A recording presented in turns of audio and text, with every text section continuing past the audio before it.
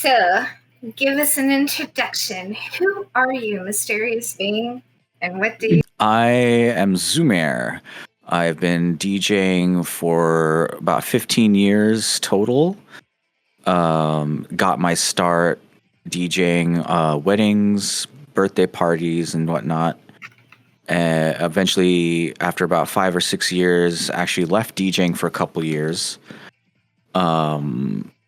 Got into Twitch because I was a programmer at the time and wanted to like fix computers and program and do kind of like those kind of streams. And after some time, people saw that I had a DJ controller in the background and were like, "What's that?" Wanted me to DJ on stream. And then eventually just stopped doing tech streams and programming streams to do dedicated DJ streams every time I streamed, and got into VR chat, and lo and behold, 5 years later, I'm here DJing on Twitch and VR chat pretty much as my only source of income, and spend a lot of time in VR chat because it's pretty much my living now. So it can be done. Well, yeah. So as far as like your RL experience, you were talking about playing weddings and things like that. How did you get into that? What spawned the first? Actually, you know what? We're gonna roll it all the way back. What spawned what your got me? DJ experience? Yeah. What got you? What bit you? So I've always been into music growing up. Collecting music was always like a bit of a hobby. Recording tapes back in like the 90s from radio. Like, oh, this song's great. I need to record it. And I hit the record on the music player, and I'd collect, make mixtapes from stuff I recorded on radio.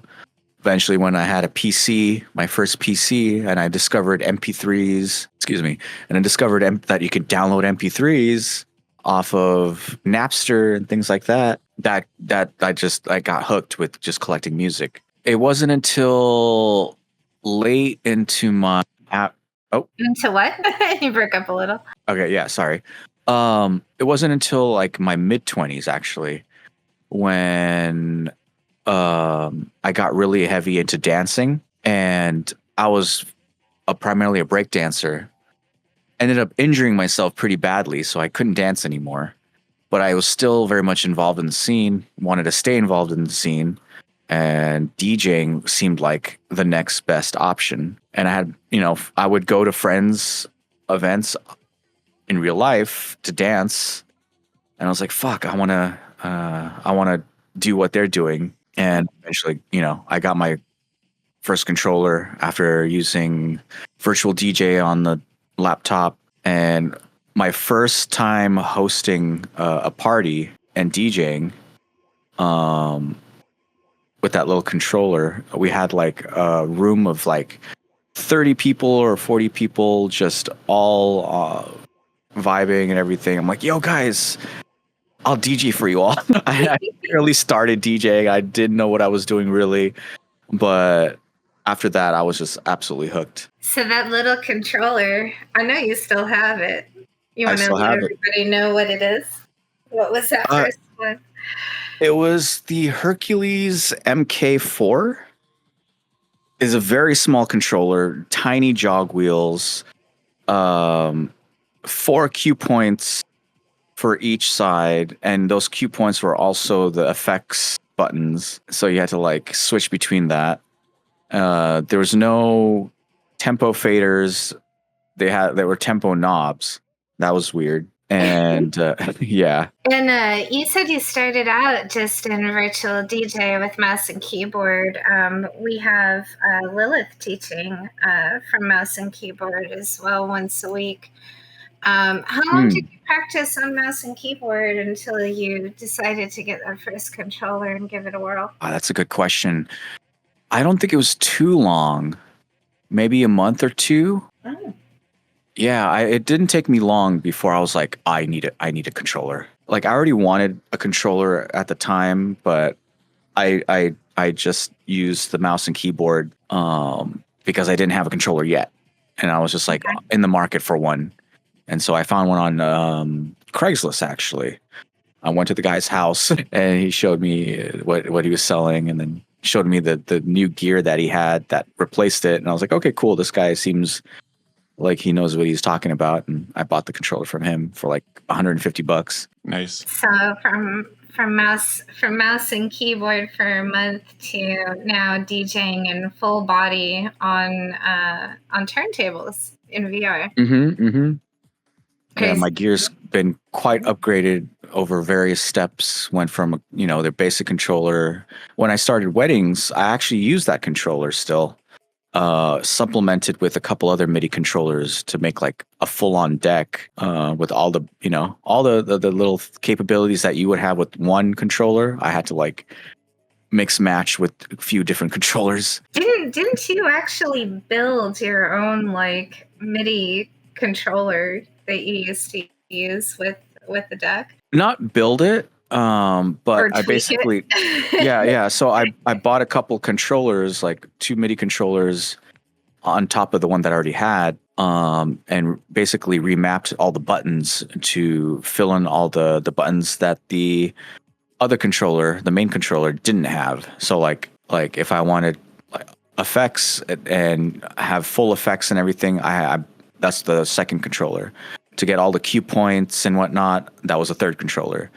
And together, those 3 controllers made one full like controller, basically. Until I was able to afford like an actual controller, which was the Denon MC3000. That was like the one I upgraded to after I started weddings and whatnot. And so like it's pretty cool because it means that you can experiment. Like there's no restriction on how you play the music. It's just that you do.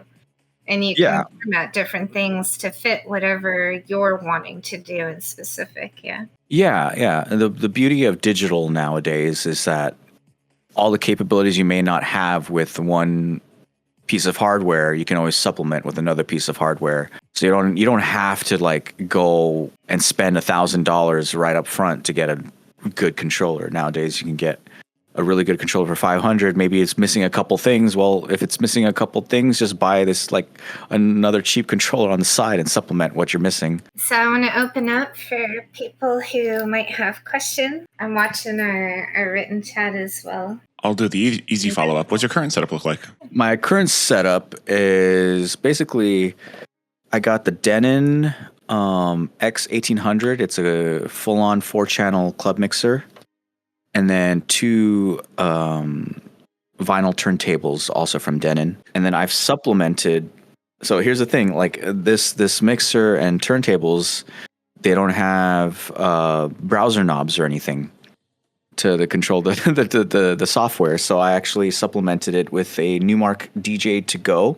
It's a very thin little mini controller that you can basically DJ with it by itself, but I've just supplemented. I've remapped it to do like browser knobs and a couple of the effects and whatnot. But I basically just use it for browsing the file list and track lists. I also have a MIDI fighter, which I use for loops and stuff. Yeah, I should mention that one. I have a little MIDI fighter that I use for loops and cue points. Cool. Yeah, so I have like a mix mash of different things here. But the main parts are the mixer and the turntables. Oh yeah, and I should mention also the Pioneer CDJ 1000 Mark II. That one I use sometimes if I'm want to do like doubles and triples and mix out of that. That's sick. Kit Pup is typing in the chat. We'll wait for her to pop up here. Oh, Kit Pup. She is typing away. Must be a long question. I feel like while we're waiting for Kit Pup to type the question. There we go. Oh, okay, never it is. What advice that you keep into mind to this day from a mentor or peer? Stay humble. No matter how good you think you get, there's always somebody better, and there's always things you can learn from other people, even if maybe they've just started. Like I'm learning from people who have just started DJing, and I've been DJing for 15 years. So there's always something you can learn. Good advice. Follow up on that question. Do you have anyone that you consider a mentor or peer? Well, actually a mentor. people I look up to, I wouldn't say mentors. I don't really have well, I have confidants and I have people I look up to. Bean, of course, Bean BPM, looked up to him quite a bit. Look up Asari and Lumi. They're the ones who got me into VR chat DJing. I look up to Umbra and Velen, even though they've been DJing for a lot less years. Like Umbra, I think it's been DJing for like 5 years or 6 years. I can't remember. But Velen has been DJing for maybe like a year or two. And he tells me I'm part of the reason he started DJing. But I look up to him because the way he mixes and his music taste and track choices, I'm blown away every time. DJ out, there was this one guy, I think his name was Ian Golden. I have to look up his name again, but he was a DJ that originally got me into the idea of digital controllerism and whatnot, which inspired me to create my modular setup with the different controllers and remapped everything so I could get the full capabilities. Another, I guess you could say mentor, but wasn't somebody I knew personally, was Ella Skins on YouTube. Very down-to-earth guy, made videos, very simple videos, no flash, no fancy stuff. It was just turn on the camera with his phone or whatever. It's like, hey guys, here's a DJ tip for you. It's just very straightforward. Didn't care about monetizing or anything like that. He was just in it for the music and sharing the craft. And that I took a lot of inspiration from him and learned a lot from his channel. Anyone else have something they want to add? Questions. What are some of your favorite genres to spin? I always fall back to house and various subgenres of house: bass house, future house, tech house, a bit of disco house. But I play all kinds of genres: drum and bass, techno, trance, happy hardcore, gabber, metal, a bit of everything, a little bit of mid-tempo. I don't really play Jersey, but I want to get into it. You know, Jersey Club is. Let's see. I'm trying to think what else. That's, I think, all the ones I can think of off the top of my head. And yeah, when it comes to like the genres, like drum and bass, there's like neuro funk, liquid, jungle. Though I don't play too much jungle, but I have some. And then of course break beats. And then within trance, I play a lot of like the vocal melodic trance. Some of the hard trance too. And then when it comes to techno, I'm very much into like hard techno and future rave. I play a bit of hip hop, though I primarily stick to 90s and early 2000s hip hop. And I'm trying to think what else. Happy hardcore. It's a subgenre of hardcore, but I typically just stick to happy hardcore, like stuff like Searle. Yeah. Cool. We had Gearbolt and talking to us. We talked a little bit about how to go from one genre to another, right? Do you have any advice for people who would like to play multi-genre sets and how to actually go about that? Okay, so there's many ways you can go about it. If you're doing multi-genre, where like I got my start as a wedding DJ, where you're playing a lot of top 40 pop, just all kinds of eclectic styles, and you don't really have the benefit of beat matching, so you just kind of have to like drop it on the one, fade in, fade out, and you get pretty creative when you're limited to that. If that's the only way you can transition, you figure out ways to bring it in and time it correctly and make it interesting and danceable.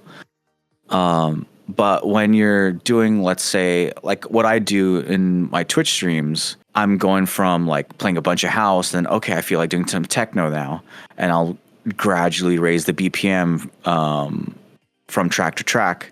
Now we're in like the techno BPM range. Okay, now from techno, I'm thinking about going to hardstyle, maybe like speed house or something like that. And I'll raise the BPM gradually again. And then from there, like, so I'm kind of pre-planning ahead of time, like, yo, I'm going to do these genres. How can I go from house to techno to hardstyle, then hardstyle to drum and bass? I'm just gradually raising the BPM, raising the energy throughout the night over the course of, several hours. If I'm trying to do like a hard transition between, like, let's say going from house to drum and bass, let's say you're going from like 128 to 174. I like to sometimes just drop it in. Sometimes I'll find a track that has a section where they raise the BPM, and I'll kind of single out that portion. There's a good example is Mode Step Sunlight. That one's actually a drum and bass, not a drum and bass. It's a dubstep track at 140 BPM, but near the end of the track, it raises the BPM pretty much at 170, 174 before it like cuts out. And so I'll use that track as a way to transition in from dubstep to drum and bass. So sometimes finding a track that has like the BPM change can be really helpful. In the chat, we have a question from Wicked. How much vinyl do you have? How much actual vinyl? Not that many. When it comes to vinyl, I'm not a huge vinyl head. I got into the vinyl game very, very late, very recently. But I've spent about $500 to $700 on vinyl, and I have a small shelf filled with it. It's hard to say how many actual records I have. I'd probably have to say around 100, possibly more, maybe 200. You lose track after a little bit. Yeah, after a little bit, you're just like, okay, I'm done counting them, because I just got like I've got a small, like, each section of the shelf can fit, I don't even know how many vinyls, but it's about half full, the whole shelf. It's like a 2 square by 3 square, so 6 squares, and each one has like half full, the other one's like quarter full, another one's like third full, and then 2 of them are like nearly empty. You're getting pretty stacked. Look at us typing out a little bit more. They said, I have about 70 records, but unfortunately it's all my dad's old country music. So my question is now, in order to get the feel of vinyl, you changed to using time codes. What brought that on? What were you trying to achieve by changing from jog wheels to turntables? So, funny story on that one. I was never really interested in getting turntables. I was more interested in getting CDJs, from going from a controller setup to CDJs eventually. But it was Necro who ended up getting turntables, and she was like, "Oh, you have to try turntables. It's nothing better than turntables." I was like, I don't know. Like, it just seems like kind of hipster. Like, I wasn't really like convinced. And then I actually visited her IRL and had to go on her turntables, and immediately I was like, okay, I see what you're talking about. This feels amazing. And I picked it up pretty quickly because I had already done a lot of practice using the jog wheels on my controllers, and I had old cheap CDJs that I practiced with, where you couldn't use the buttons. You had to like drop using the actual jog wheels, and spinning them and dropping on the one. Is it the control factor, like your ability to physically manipulate the music? Physically being able to manipulate the music. It's almost feel like the best analogy that Necro and I came up with when we first started using vinyl. It's like the difference between driving an automatic versus a manual, and that the amount of control you get with driving a manual. Yes, it's harder. Yes, it's more finicky. But when you have the skill and the practice with it, you prefer it, and it just feels so much better. Well, That's really interesting to me. a lot of DJs do when they get their vinyl players, and even before, is they start playing around with scratching. Yeah. I know that you've scratched a bit. Yeah. You got into that. Like, how did you learn? So I actually don't scratch that much. I'm still very much a beginner scratcher. But I've taken a lot of inspiration and watched a lot of DJ Qbert. If you want to learn scratching, he's an amazing, like he's created scratches that people use today. He's that like iconic in the DJ scene as far as scratch DJs go. Like he's actually named some techniques and people use that name for his techniques. So if you watch him, he's got some videos on YouTube and people have recorded him doing stuff on YouTube. If you'll search him up, you'll find other great DJs as well that are like related. But yeah, when it comes to like scratch DJs, it's more like a hip hop DJ thing, and I'm very not hip hop. I'm mostly electronic. But being an electronic DJ, I'm sorry, say that again. I said I remember that 1420 session that you had. It was all hip hop. Yeah, I do play some hip hop. I just don't consider myself a hip hop DJ. Yeah. Yeah. But as an electronic DJ, I'm glad that I do know some basic scratching because I can bust it out once in a while. Most electronic DJs don't even touch scratching at all. So a lot of this stuff, although you've taken some inspiration and learned some things from the DJs that are around you, right? A lot of this stuff is really self-taught for you. Self-taught through YouTube, through just experimenting and watching others. I never really had a teacher per se. When I moved from California to Texas, I was pretty much, alone here, except for like my immediate family. I had no friends here. So like when I was learning DJing, I didn't have any resources besides the internet. And that's why I was saying like Elliskins, his YouTube channel really helped me because it was just no frills, no fancy BS. Just here's beat matching, here's track selection, here's keys. And it was just very basic stuff that just I built on after just through experimentation. A lot of the weddings I would do, after I was done with the wedding, I'd get home, unpack all the equipment, and I'd have to do like a palate cleanse for the music. So I after doing like a 5-hour event, I would sit at home by myself and DJ for like an hour or two just to myself, playing the music that I like and I want. I swear, if I knew about streaming back then, I probably would have started streaming back then. But like you said, having to play like a mishmash of different genres and styles, and figure out ways to cram all that together, the songs that people are wanting and requesting and all of that. Like, yeah, that obviously it gave me a certain set of skills that you don't get to practice typically. If you're just playing the same BPM or just doing slight BPM changes. But that was the thing. Like I would go home and cleanse my palate, and I'll be like, I really miss beat matching. I want to practice my beat matching. So I spent an hour playing house or drum and bass or whatever to practice the beat matching and playing the music I really like. And so for those that, maybe live in an area where, there isn't really a vibrant club scene or culture, it is possible to teach yourself. And there are avenues that will, you can go in more in depth with your skills and learn. As long as you have decent access to internet, sky's the limit, really. Like we live in 2025 now. There's no excuse to not be able to do anything. Information's at your fingertips at this point. There's so many resources.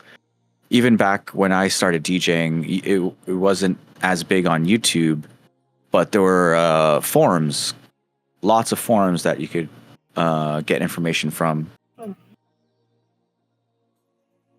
Does anyone else have anything? Query, questions, curiosities? So you said you mostly DJ on vinyl, or I guess exclusively on vinyl. Are you able What's that? You said you're mostly using vinyl these days, or exclusively. Well, digital vinyl. Digital okay. vinyl. Okay. Yeah. Much more sense. Got you. Time code. That was gonna be my question. Like, how the heck are you finding like drum and bass music on vinyl? Well, I do have some drum and bass on vinyl. They people still. Here's the thing. A lot of record companies and artists still are nostalgic for vinyl, and so they release a lot of their tracks on vinyl.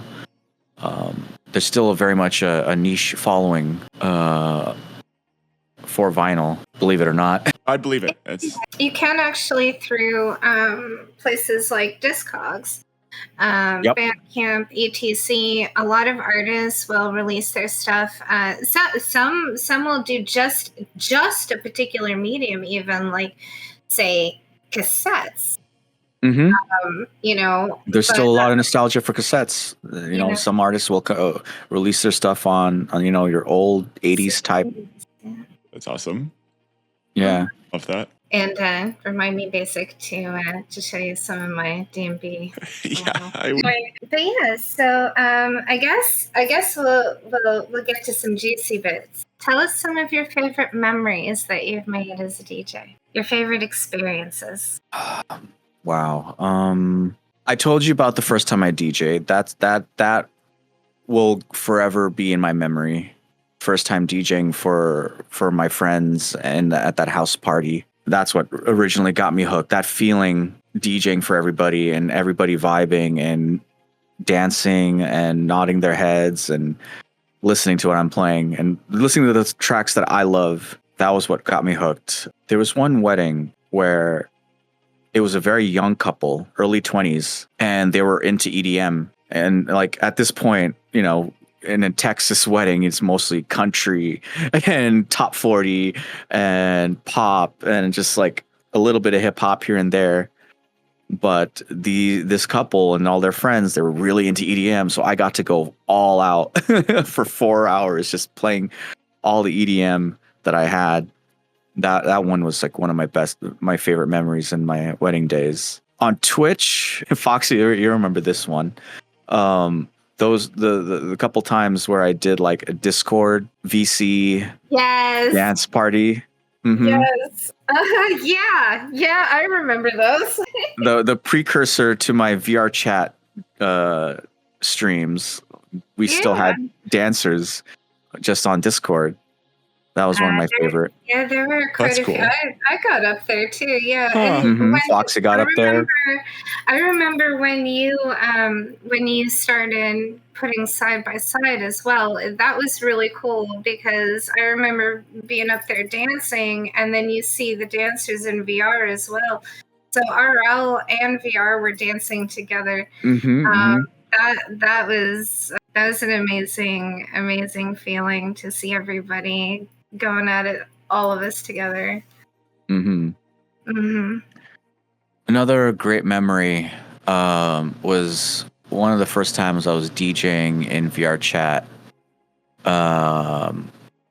and my friend Neftanica, she was just getting into streaming on Twitch as a dancer and your typical VR chat streamer dancing to music and whatnot. And we did collabs together where she would show herself on my stream. Yeah. And I would have her like a little box for her specifically, and we'd do collabs. She'd be like sharing her. She'd be sharing my stream on her stream. I'd be sharing her stream on mine. That was a lot of fun. More recently, playing for Schism the first time, that was like the biggest gig I had ever booked in VR chat. People have been, hyping up Schism for a long time. I was a big fan of, I still am, of that one YouTuber that runs it. And when Queef told me like, yeah, do you want to DJ for Schism and for Thrill Seeker? Thrill Seeker is the YouTuber that I was like a big fan of. I was like, Wow. Okay. I think I've made it. I think I finally made it, guys. That's awesome. Yeah, I would say those are some of my favorites. Like I have so many good memories DJing in VR chat and on Twitch. So it's hard to pick a few. Yeah. Especially DJing for 15 years. Yeah. Yeah. A lot of experiences and DJing three times a week on stream, and then pop-ups and little open decks here and there. Like there's just too many to count at this point. Yeah, and you also DJ for extended periods of time to where your mods, this totally never happened, have to literally yell at you to get off. Yeah. So a lot of times in VRC we have this sort of hour construct, right, for booking DJs. Right. Yeah, and so how, like, because RL, like, it's not necessarily that way, right? You have upwards of an hour. Do you have any advice for people who are looking to build their stamina as a DJ? Just keep spinning. Don't limit yourself to just an hour. If you're gonna spin for yourself, test yourself. Okay, I'm gonna DJ for 2 hours or 3 hours. If you do want a crowd, just open up your own instance in VR chat, and then just start spinning for yourself in the instance. Maybe you'll get a few people, maybe you won't, but at least you'll get that practice. It's all about putting the time on the decks. Also exercise. And a memory foam foot mat. Oh shoot, it was just in my brain. Oh. Like you said, you open up your own instance, do your thing, to practice and challenge yourself. There are people that really love to DJ, but the performance anxiety is pretty high. Do you have any advice to give on that part, especially for people who are just starting out? It can be really hard to do dip that toe in first time. Right. Not gonna lie, that one's a tough one because I never had that problem. Because I was a dancer. I already gotten used to being in front of crowds and I don't know, I guess I would have to think about when I was a dancer and being really shy when I was starting to dance. Honestly, that's a tough one because I kicked myself in the ass and did it. Well, like you said, you were a dancer, right? There are a lot of dancers in this community. And that, a performance is a performance. Getting up in front of people is getting up in front of people. How did you do the same thing? Was it just a self-ass kicking? Like, all right, we're going to go do this and that's it kind of thing? Or? Yeah, basically. Because especially when I started with the weddings, and the making it basically the motivation was to make it my career, and so fear was not an option, Yeah. Because I had to do it. I had to make money doing it. I had to create my career doing it. So it's like there was no room to be shy. If that makes sense. It does. That makes sense. Yeah, it does. And also just the power of mental placement of I want to do this thing. I'm going to do it. Therefore, we're doing it. To give more context, I was in a really bad point in my life. I had moved, like I said, I had moved to Texas, and I was pretty much alone, and I was trying to figure out what I'm going to do with the rest of my life. Because nothing else, I basically left my entire life, all my friends, all my job, all the jobs I had before DJing, I was all in the car industry, doing motorsports, selling cars, go-kart facility, valet, all I was completely changing my career. And I was in a place in my life where it's I didn't know what to do, where to go. And it's I want to DJ. I want to be a DJ. I want to make this my career. I want to make this my living. And it's just I went all in. So yeah, at that point, it was just fear wasn't an option. So I just had to do it. That's awesome. And you've made it happen. Basic, did you have anything? I guess I could ask for just generic advice going from intermediate DJ to improve skills. What do you think would be good to focus on? And I should say like intermediate and kind of single genre right now. I don't really have a lot of experience with more than one genre. Oh, okay. Expanding genres. What's a genre you really enjoy listening to that you don't that I don't currently play? I kind of want to dive into some like bass and like dubstepy rhythm stuff. But okay. Primarily just drum and bass right now. But I really enjoy that genre. If you really enjoy it, start picking out tracks. Start picking out sounds that you really enjoy. Download those tracks and just start doing little mini sets. Don't worry about going from drum and bass to dubstep or anything right now. Just all right, I've got these 5 tracks. I'm going to mix these 5, and you expand your library to 10. Okay, I'm going to mix these 10. And a great exercise is you take 2 tracks that you think sound good together, play one, transition to the other, and then transition back into the one you just played.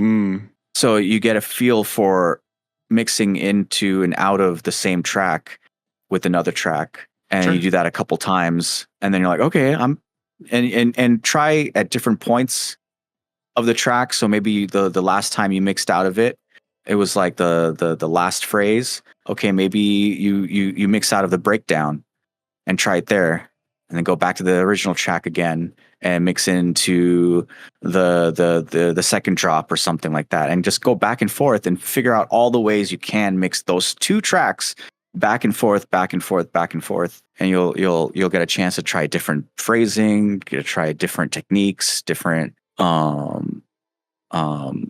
effects that you can put on, and then you pick another 2 tracks that you think sound good together and do that back and forth again and again. I told that to a few people, and every time I've told that to people, they've come back to me and it's like, dude, game changer. I love that advice. Yeah, I'll definitely try that out. That's not something I'd ever really considered. Interesting. And then any other just like generic open advice there, perhaps even relating to getting into, like you eventually broke into streaming when it came to DJing and actually streaming your sets, not just obviously VRC. I don't know which one came first, but I assume Twitch came first. Okay. Well, that makes more sense. Sure. Technically, I tried streaming on YouTube first. And while I was streaming, I was getting copyright notices as I was streaming in my email. I'm like, I'm gonna go ahead and stop my stream, and I didn't touch it again for like a year or so. And then I found Twitch and saw there was DJs on Twitch and everything, and then I was like, oh wow, okay, how do I do this? I already knew how to, like, I was getting into streaming, and and like I said, people saw the DJ controller on my stream, and so I was like, okay, let me look up other DJs on Twitch. Let me see what they're doing. And that's how I discovered Bean BPM. And I took a lot of inspiration from him, seeing he'd be on there for hours and hours. And I was like, okay, yeah, I think I could do this too. and took what I knew from like streaming tech streams and kind of taking his style of just kind of talking on the mic, being a streamer first, DJ second. I kind of kept that mentality as well. It's like, I'm just streaming. DJing is more like an afterthought. I'm a streamer. I'm just kind of here to chat with people, talk with people, hang out, and I'm just going to keep playing music on the side, Sick. Yeah, streaming in itself is a skill set that like I had to learn separate from DJing. And I think that the two definitely go hand in hand if you're doing like a DJ stream. A lot of DJs will get into Twitch and streaming and don't really engage with the audience or anything, and then they wonder why they're not getting any viewers. Yeah. And that personalized interaction and stuff, and that in my opinion, that goes back to also staying humble. It doesn't matter who comes into your stream. If they say hi, you say hi back. Yeah. And that's something that like I've kept from the very start. Whenever somebody comes into my chat or into lobby and VR chat, I say hi, hey, welcome, and adds that personal touch, and people really appreciate that. Yeah, I think it's super important, and that goes to that player philosophy, right? Mm-hmm. Mm. I like that a lot. Yeah. Sometimes I get a little too stuck in my own head and don't think about the little subtle things that make people feel welcome and engaged. Even during sets, like even in like VR sets, right? I'll just like completely forget to hop on the mic for the full hour. It's like, oh yeah, I probably should have said at least something at least once, maybe. And I hear that a lot after sets. People, especially if like just got a mic or something, and or they've had a mic for a while. And it's like, I didn't say anything on the mic. And for me, it's the opposite. The first thing I do is usually say something on the mic. It's like, hey guys, what's up? Yeah, something I should intentionally practice a little bit more. Yeah, that goes back to like me being a streamer first. It's like I was always just used to talking. But yeah, it's so important. It's so important, even as just a VR chat DJ. Just waving at somebody that's come up to the front, because we're living in like easy mode here in VR chat, because you go to an IRL club, nobody will ever come to the DJ and be like, yo, great set. In VR chat, it's like when you're done with the set, you get like half the lobby coming up to you like, yo, loved your set, it's so great, loved it. And I'm not talking about just me. It's like any club you go to, after the DJ is done, people are coming up and saying, oh my God, loved your set. People really appreciate it in here. And so people will consistently come up to the front and dance or just vibe. Just looking up at them and waving can mean the difference between them, liking your set and loving your set. Because like, oh my God, the DJ acknowledged me. Oh my God, they noticed me. Yeah, noticed me, senpai. And that's something like, we, like you said, like we have the ability to have that more personalized connection, right? Mm-hmm. Yeah, like this is like going a little bit more meta, like gaining a fan base. It's not just about DJing. It's about being personable and connecting with your fans and being available and being receptive to their wants and needs, and sharing your parts of yourself that you may not be comfortable sharing all the time. But when you have fans, they want that personal connection more than just the music. I think in general, if you're, a performer of any type, just taking that step to do the performance, you are sharing part of yourself. Yeah. In your expression. Yeah, because if you're not sharing yourself in whatever performance you're doing, then I don't know what you're doing. Fair. But beyond that, like I said, just saying hello to people means so much. They could be having the worst day of their life, but then they come to your set and you said hello to them personally. That could mean the difference between like them continuing to hate their day or being like, oh wow, okay, maybe today's not so bad. And you find that same solace when, like, if you're having a challenging time in life, being able to play and have that connection. Mm-hmm. Like it's for both sides. Oh yeah. There's so often I'll jump on the decks and do a pop-up just because I'm having a shitty day and it's my escape, and I get to share how I'm feeling with everybody that ends up showing up through my music. Or maybe I'll jump on the mic and like, yo guys, I'm having a shitty day. I'm having like a terrible day, but you guys are brightening it up. And just seeing people dancing, it just helps so much. It's like, okay, yeah, I'm giving them a good time, so now I'm having a good time. We're getting pretty close to the end of the hour. Oh wow, that was quick. Yeah, no, it goes by real quick. Anybody have anything else that they want to talk about? What do you got coming up? Are you planning on doing more RL gigs, or? I've done a couple IRL gigs recently. Like you saw the portal parties. I want to do more of those. That the VR chat IRL hybrid I think that's going to be the future of VR chat raves. Yes. Oh, the portal events are so much fun. Totally agree. Yeah, they're a lot of fun. It brings a lot of new people into VR. A lot of people that go to the IRL side, they just don't even know what VR is. And they see what VR chat on a screen, or they see it on the projector or whatever, and they go, "Whoa, what is that?" I just got back from Kupo's Detour event this weekend. Mm-hmm. That was a good time. I just saw Kupo not too long ago, like a few hours ago. He was here. He was here at my pop-up. Awesome. Yeah. That event was fascinating. Yeah. And one of the portal parties I did was with Kupo in LA. Yeah. Great guy. Yeah, I love him. Any final bits of advice or thoughts on DJing as a craft? Or just put the hours in. A lot of people complain like, "Oh, I wish I could be a better DJ." And it's like, okay, well, keep DJing. It's literally that's all it is. Like so much of my practice came on streaming. Like I still consider myself an okay mediocre DJ. Like I'm not that great, but I've definitely put a lot of hours in and a lot of hours streaming. And people are telling me like, "Oh, I'm not good enough to stream." I was like, "Don't worry about that. Just stream. Put the practice into your stream. Like if you want to DJ as a career, just DJ and get better while you're doing it."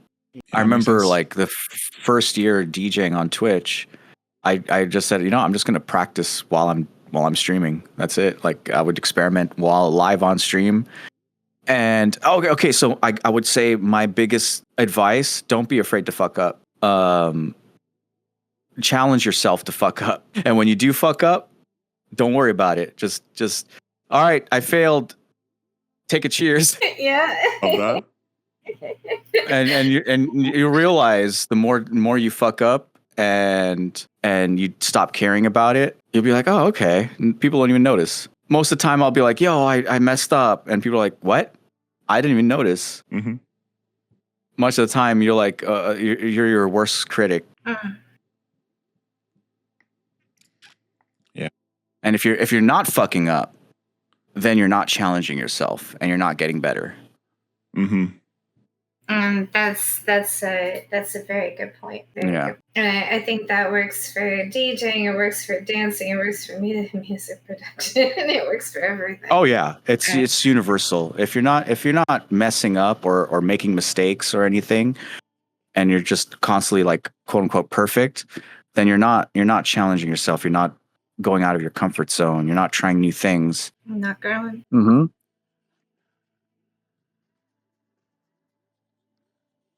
Anybody else have any closing questions or thoughts or anything? Just want to say thank you for coming on and talking with us. Really appreciate it. No worries. This was fun. Oh, we have a Kit Pup saying, thanks for taking time out! ! No worries, Kit Pup. Appreciate you being here. You too, Proxy. And so I guess we'll see you on later tonight, actually. Yeah, I'll be around. Sick. Yeah, if you guys are our weekly on Wednesdays. Yes. Yep. I'll be looking for DJs tonight. Sick. Basic? What? Basic? You want to play up for me on Wednesday? Sure. Yeah. For that. Come play for us. Let's go. All right, we got you. There we are. All right. 1 DJ down, 3 more to go. Fuck yeah. Sounds good. Yeah. Thanks so much, Sumi. We really appreciate it. No worries. Thanks for having me. Sweet. All right. I hope this was beneficial for everybody here, and I hope you guys got some knowledge and some worth out of it. Oh, definitely. Absolutely. Appreciate you. Thank you very much.